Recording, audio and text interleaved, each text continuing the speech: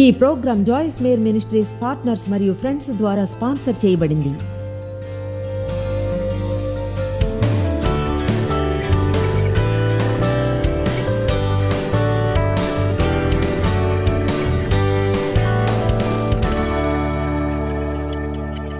ఆత్మఫలం మీద బోధిస్తున్నాను. ప్రేమ, ఆనందం, శాంతి, సహనం, దయ, మంచితనం, విశ్వాసము, సాత్వికత, ఆత్మనిగ్రహం మీద. ఈరోజు దయ మరియు మంచితనం మీద బోధిస్తాను. మీలో కొంతమందికి మీ సంబంధాలు ఎంతో కష్టమైన పరిస్థితులు ఉన్నాయి. నాకది బాగా తెలుసు. అయితే నిజం చెప్తున్నాను, కోపంగా పగాద్వేషంతో ఉంటే మీకు అసలు ఏ మేలు చేయదని. మీ సమస్యలు మిమ్మల్ని నీచంగా, కఠిన హృదయులుగా చేస్తాయి. మీరేం చేసినా ఎవరిని మిమ్మల్ని మీన్గా, కఠినంగా చేయనివ్వకండి. నా బాల్యంలోని దుర్వినియోగం వలన నేను అలానే అయ్యాను. నా తండ్రి చెప్పాలంటే చాలా నీచమైనవాడు. దాని నుంచి మనం తెలుసుకోగలది అంతే, ఆయన నీచుడంతే. 18 సంవత్సరాలు అలా అయ్యాక నేనెంతో కఠినంగా అయ్యాను. కఠిన హృదయం, నాలో నేను కృంగిపోయి ఇలా ఎలా ప్రవర్తించాలో తెలియదు. ఇది నా నుంచి ప్రవహించనివ్వడం ఎలా తెలుసుకోవాలో, దానికి ముందు దేవుని నుంచి ఎలా స్వీకరించాలో తెలుసుకోవాలి. ఎన్నో ఏళ్ళు వెచ్చించాను. దేవుడు నన్ను ప్రేమించేలా, నాతో సహనంగా ఉండనిస్తూ, నా పట్ల దయతో, కరుణతో, మంచిగా ఉండేలా చేయనిస్తూ మిమ్మల్ని ప్రోత్సహిస్తున్నాను. ప్రతి ఒక్కరోజు దేవుని మంచితనం మీ జీవితంలో కనిపించేలా ఆశించాలి. అయితే అది మీ నుంచి ప్రవహించాలని తీర్మానించుకోండి. దేవుని నుంచి వచ్చిన ప్రతిదీ మీకు మీ ద్వారా ఉండాలి. మీకు మీ ద్వారా. నేరాభావం కానీ కలిగితే కలిసి ఉండడంలో ఈజీగా ఉండాలని, మరప్పుడు దాన్ని మీకు దేవునికి మధ్య ఒక ప్రాజెక్టులా చేసుకోవచ్చుగా. మీరి ఆత్మఫలాన్ని వృద్ధి చేసుకోవాలని, కఠినంగా, క్రూరంగా ఉండకూడదని, మీతో కలిసి ఉండడం కష్టంగా, లీగలిస్టిక్గా, మొండిగా, అప్సెట్ అవడం, ప్రతిదీ అనుకున్నట్లు జరగకుంటే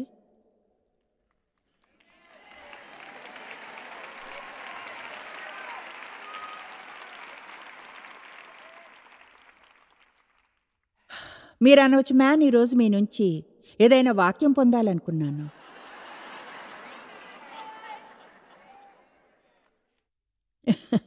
నా సమస్యల్ని ఎలా వదిలించుకోగలను చెప్తారనుకున్నాను. అయితే నిజంగా అదే చేస్తున్నాను. ఆమేన్.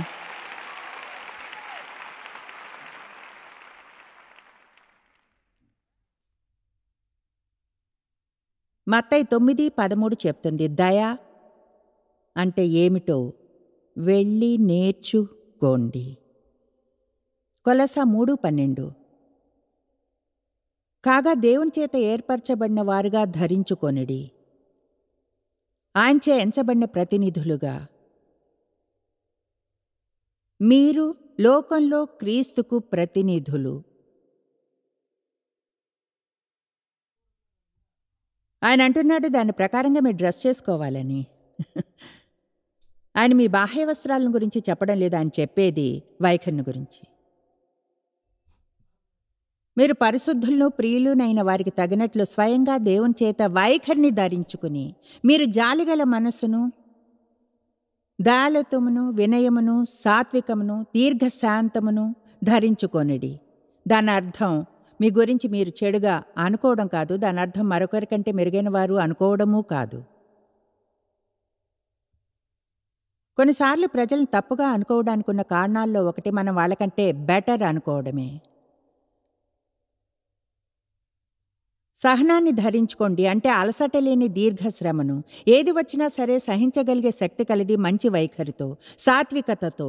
ఎవడైనో తనకు హాని చేసినని ఒకడు అనుకున్న ఫిర్యాదు చేశాడని ఎడల ఒకరినొకడు సహించుచు ఒకరినొకడు క్షమించుడి, ప్రభువు మిమ్మల్ని క్షమించినలాగున మీరును క్షమించుడి. 14వ వచనం, వీటన్నిటికీ పైన పరిపూర్ణతకు అనుబంధమైన ప్రేమను ధరించుకోండి. దాన్ని చేయడానికి సిద్ధపడతారా?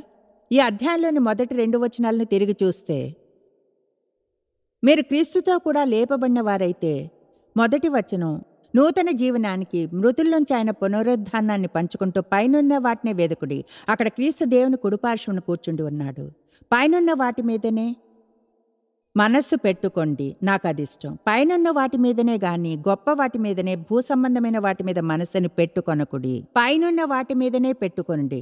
అది నాకెంతో బాగుంటుంది. ఒకవేళ డేవ్ నాకు చేసిన మంచి వాటి మీద కానీ మనసుని పెట్టుకుంటే, అంతేగాని నేను ఆయన చేయకుండా ఉంటే బాగుండు అనుకున్న వాటి మీద కంటే అది నాకు మంచిని చేస్తుంది. నేను కానీ ఈరోజు ఎవరికైనా ఏం చేయగలనన్న దాని గురించి ఆలోచిస్తే వాళ్ళు నాకు ఏం చేయడం లేదన్న దానికంటే ఆశీర్వాదకరంగా ఎలా ఉండగలను అన్న దాని గురించి ఆలోచించడం మంచిదే. అంతేకాని 12 ఏళ్లుగా తీరని సమస్యను గురించి ఆలోచించడం కంటే మీకు మీరు ఎలా హెల్ప్ చేసుకోగలరో చూపిస్తున్నాను. వెంటనే మీ ఆనందాన్ని ఎలా పెంచుకోగలరో, ఈ లోపల దేవుని ముఖం మీద గొప్ప నవ్వుని ఎలా తేగలరో చూపిస్తున్నాను. ఈరోజు ఇక్కడ నేరభావం కలిగిన వారెవరైనా ఉన్నారా?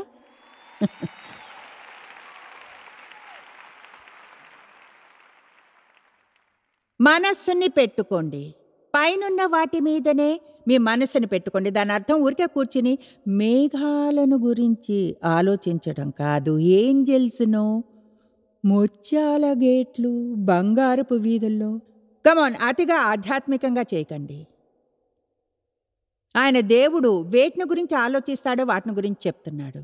దైవికమైన స్వభావాన్ని పెంచుకోవడానికి సెట్ చేసుకోండి. దేవునిలో ఎదగడానికి మనసుని పెట్టి ప్రపంచంలోనికి వెళ్ళి ఆయనకి ప్రతినిధులు అవ్వండి. మీ బంపర్ మీద చేపను పెట్టుకుని మిగతా వాళ్ళ ఏమాత్రం ప్రవర్తించకండి.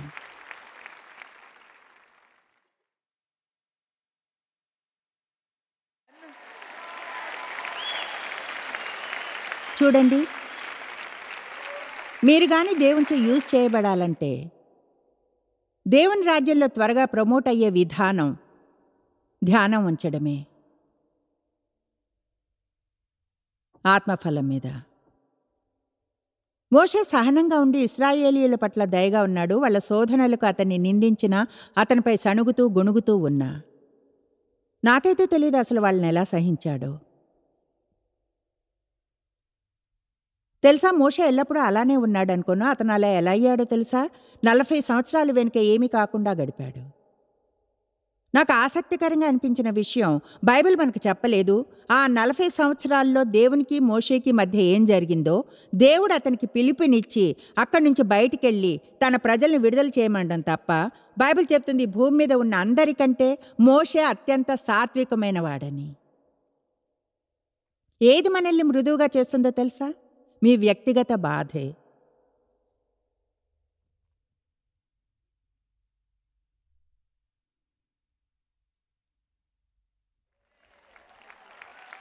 మీరు దేని నుంచో వెళ్తుంటారు, పేగులు కదిలిపోయేంత కఠినమైన దాని నుంచి దాన్ని అసలు భరించలేమనుకుంటారు.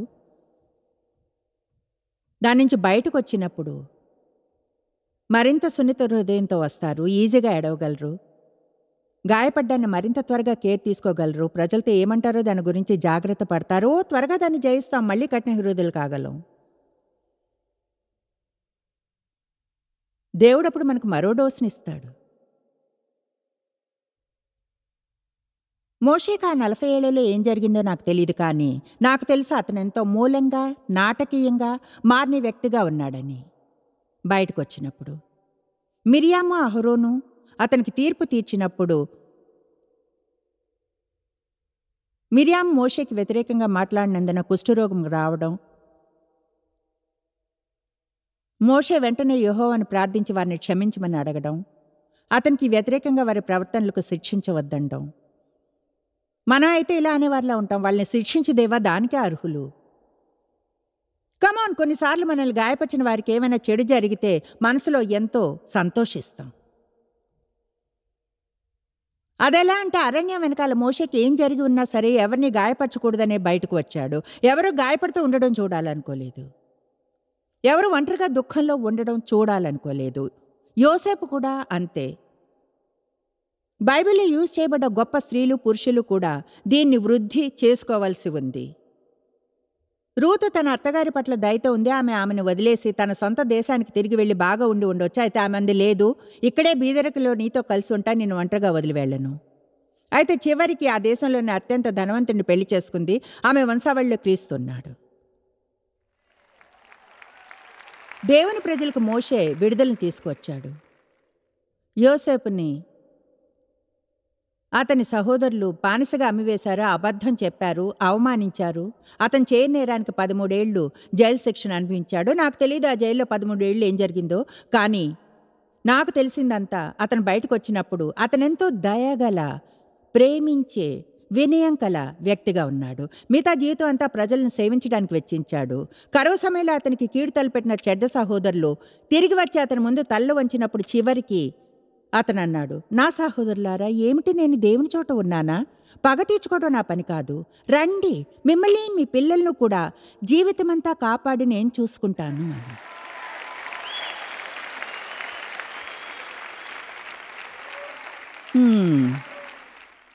ఎవరి పట్లైనా మంచిగా ఉండండి,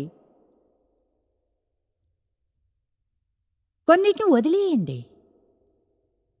ఇక్కడికి ఏ విషయంలో కోపంగా వచ్చినా వదిలేయండి, మర్చిపోండి అంతే. చూడండి, క్షమాపణ అంటే ఎవరికో మీరు గిఫ్ట్ని ఇచ్చినట్లే. ఎవరినైనా క్షమించారంటే దానికి వాళ్ళ అర్హులనేం కాదు. క్షమిస్తారంటే మీరు అలా చేయగల గొప్పవారనే. ఒకటి చెప్పనా, ప్రపంచంలో చాలామందికి కోపం. ఎవరినైనా అసహించుకోవడం అంటే శత్రువు చనిపోతాడని విషయం తీసుకున్నట్లే. మీరే గాయపడతారు. మిమ్మల్ని విడుదల చేసుకుని దాన్ని మర్చిపోండి. దేని గురించి కోపంగా ఉన్నా మర్చిపోండి, కానీ అది అన్యాయం, సరైంది కాదు. చూడండి, మీకు తిరిగిచ్చేవారు ఒకరున్నారు, దేవుడు. దేవుడే పగ తీర్చుకుంటాడు. ఆయనే మీ జీవితంలో ప్రతిఫలాన్ని ఇస్తాడు, మీకు ప్రతిఫలాన్ని ఇస్తాడు. నా తండ్రి నాకు చేసిన దానికి దేవుడు ప్రతిఫలాన్ని ఇచ్చాడు. అయితే నేను ఆయన్ని క్షమించాలి, ఆయన వృద్ధుడై మరణించేంత వరకు ఆయన్ని చూసుకోవాలి.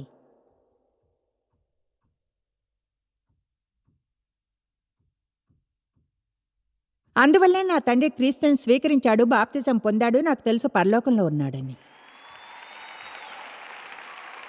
ఎవరినైనా అసహించుకోవడం విజయం కాదు. ప్రజల మీద కోపంతో ఉండడం విజయం కాదు. చూడండి, ఎవరైనా అబ్యూజివ్గా ఉంటే దాని అర్థం తిరిగి వెళ్ళి వాళ్ళు మళ్ళీ అలా ఉండేలా ఆహ్వానించడం కాదు. వారిని అసహించుకోనక్కర్లేదు. అందరూ మీకేం చేశారన్న దాని గురించి మాట్లాడడం మానేసి ఎవరికైనా మీరేం చేయగలరన్న దాని గురించి మాట్లాడండి. చెప్పింది విన్నారా? అందరూ మీకు ఏం చేశారా అది మాట్లాడడం మాని మీ సమయాన్ని ఎవరికైనా ఏం చేయగలరో దాని గురించి మాట్లాడండి.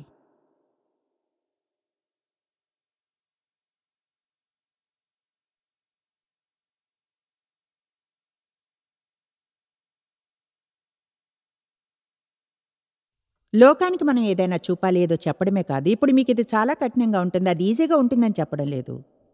అంటే మిమ్మల్ని గాయపరిచిన వారిని క్షమించాలని నిర్ణయం తీసుకోగలరు. వాళ్ళని చూస్తే చెంపదెబ్బ కొట్టాలనిపించవచ్చు.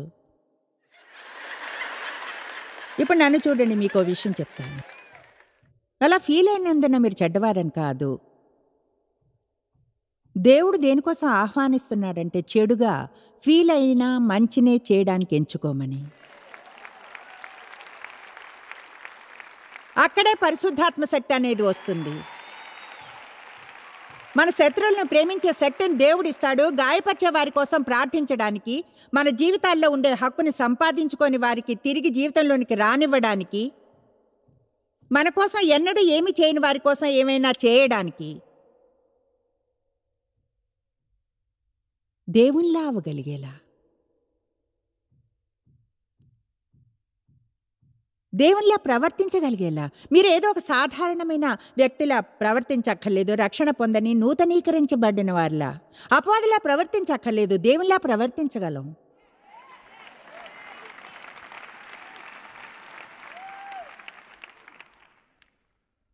యేసును గురించిన బైబిల్లో నాకు ఇష్టమైన వచనాల్లో ఒకటి అపొస్తలుల కార్యములు 10:38. దాన్ని చూద్దాం.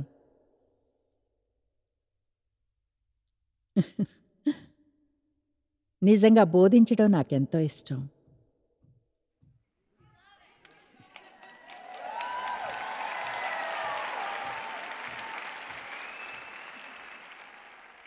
ఈ సభ నుంచి వెళ్ళేప్పుడు మీకు కొత్త అసైన్మెంట్ని ఇస్తాను. ఈ వచనాన్ని చూపించండి. అది ఏదనగా, దేవుడు నజరేయుడైన యేసును పరిశుద్ధాత్మతోనూ శక్తితోనూ అభిషేకించెను, అనునదియే. దేవుడు ఆయనకు తోడై ఉండెను కనుక ఆయన మేలు చేయుచు అపవాది చేత పీడింపబడిన వారినందరినీ స్వస్థపరచుచు సంచరించుచుండెను. ఇప్పుడు ఈ వచనం గురించి నాకు నచ్చిందేమిటి? యేసు ప్రతిరోజు లేచి ఆయన మంచిని చేస్తూ వెళ్ళాడు. మనందరం రోజు లేచి దేని గురించి వెళ్తాం తెలుసా? మనం అతిగా క్రైస్తవ జీవితాన్ని కొన్నిసార్లు చిక్కుగా చేస్తుంటాం. మనం ధార్మికంగా ఉండడానికి ఎంతో ట్రై చేస్తాం, అంటే దాని మధ్యలో దైవికంగా ఉండం. కమాన్, మీరు చర్చి పనిలో ఎంత బిజీగా ఉండవచ్చు అంటే దేవుణ్ణి వినడానికి కూడా సమయం ఉండదు. మీకు అది తెలుసా? ఆయన మంచిని చేస్తూ వెళ్ళాడు. మంచితనం. ఎవరి పట్లైనా మంచిగా ఉండండి. దయగా, క్షమాపణకు అర్హులు కాకుండా క్షమించండి. మీ జీవితాన్ని ప్రజల్ని అసహ్యించుకుంటూ కోపంతో వేస్ట్ చేసుకోకండి. ఎవరైనా మిమ్మల్ని బాధ పెట్టడం ఆపేయకముందే వారిని ముందే క్షమించేయండి. వాళ్ళు మిమ్మల్ని బాధ పెట్టేప్పుడే ముందే మీరు నిర్ణయించుకోండి, నిన్ను నేను క్షమిస్తాను అని. ప్రేమ శ్రేష్టతను నమ్ముతుంది. వాళ్ళు గాయపరచాలనుకోలేదేమో. రోమా 12 చూద్దాం. అందరూ ఓకేనా?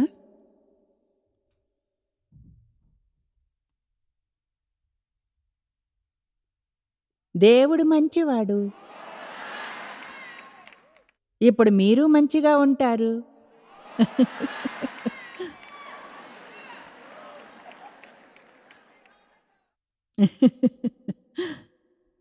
మీకు ఉత్సాహంగా లేదా ఇక్కడి నుంచి వెళ్ళి ఎవరి పట్లైనా మంచిగా ఉండాలని? ఆగలేకున్నాను ఎవరినైనా చూసి బ్లెస్సింగ్గా ఉండాలనుంది.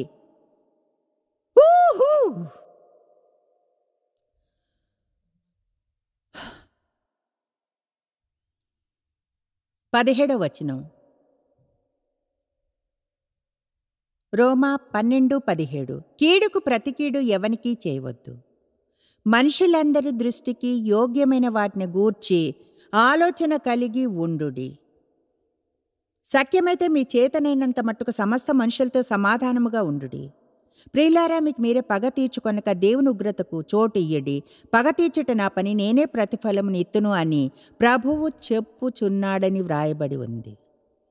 నీ శత్రువు ఆకలిగొని ఉంటే భోజనం పెట్టుము, దప్పుగనుంటే దాహమిమ్ము. అలాగు చేయటం వలన అతని తల మీద నిప్పులు కుప్పగా పోయిదువు. ఇలా అనుకోకుండా, అవును నాకు తెలుసు పగ తీర్చుకునే మార్గం ఉందని.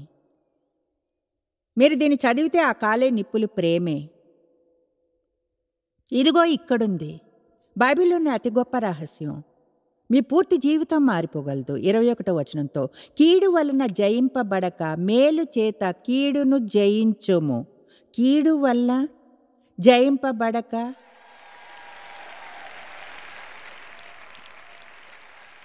ప్రజలను క్షమించడానికి ఇష్టపడితే మనకు ప్రజల పట్ల దయగల వైఖరి అనేది ఉండాలి. వారి పట్ల కఠినంగా ఉండకుండా వారి జీవితాల్లో ఆశీర్వాదకరంగా ఉండడానికి మంచితనం అనే క్రియను చేయాలి. గలతీ 6:10. నాకైతే జీవితాన్నే మార్చివేసిన వచనం. నేను దీన్ని మీతో పంచుకుంటాను. మనం ఇక ముగించినట్లే. ఇంకా ముగించలేదు కనుక వెళ్ళిపోకండి. నిజంగా ఈ వచనం నా జీవితాన్నే మార్చివేసింది.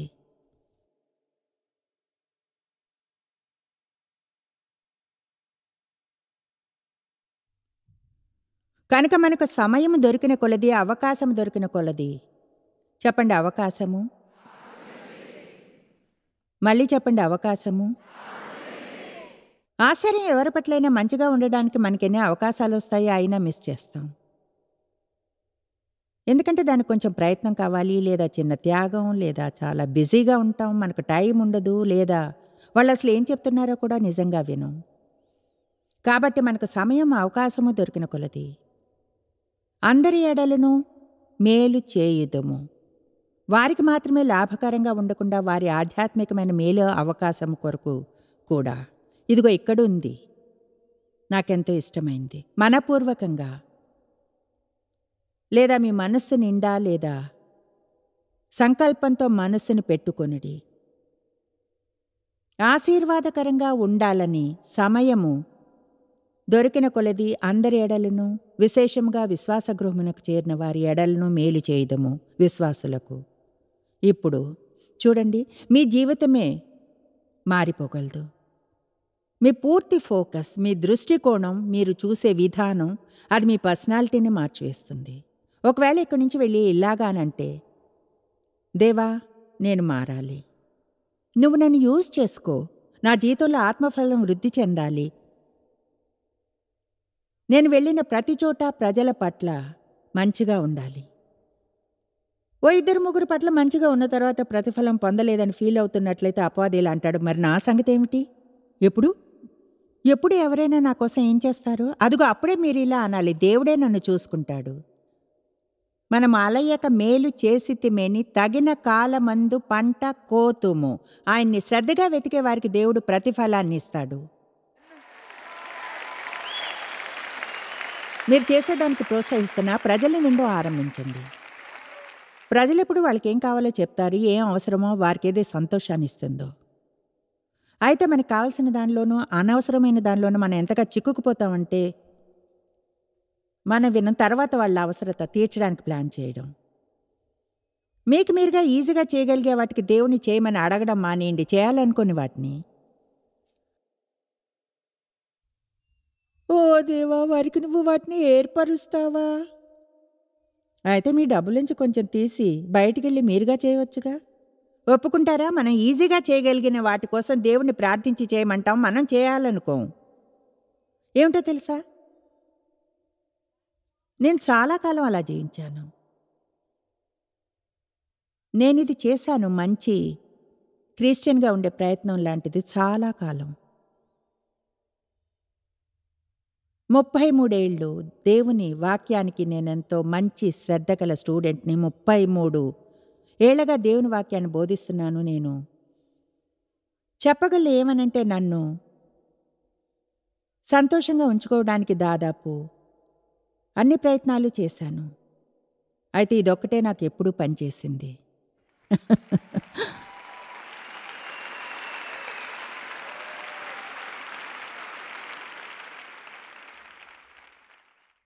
మీకో క్రొత్త ఆజ్ఞని ఇస్తున్నాను. ఒకరినొకరు నేను మిమ్మల్ని ప్రేమించినట్లుగా ప్రేమించుకోండి. దీనివల్ల అందరూ తెలుసుకుంటారు మీరు నా శిష్యులు అని.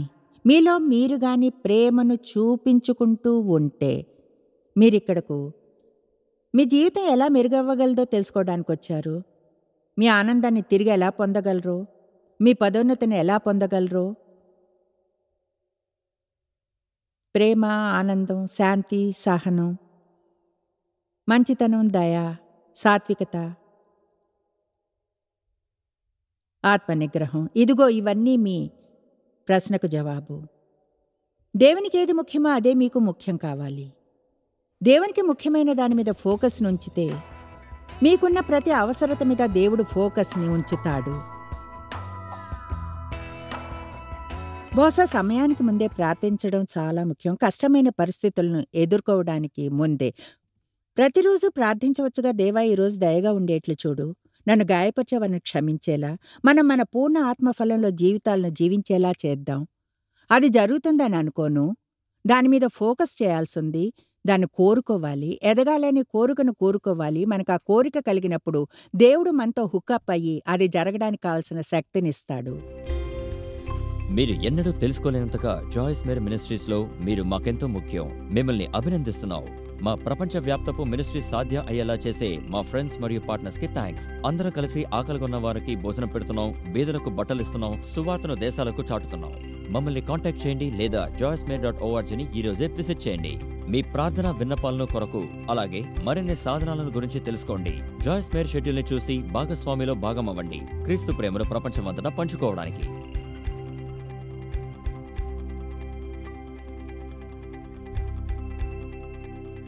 ఈ program Joyce Meyer ministries partners మరియు ఫ్రెండ్స్ ద్వారా స్పాన్సర్ చేయబడింది.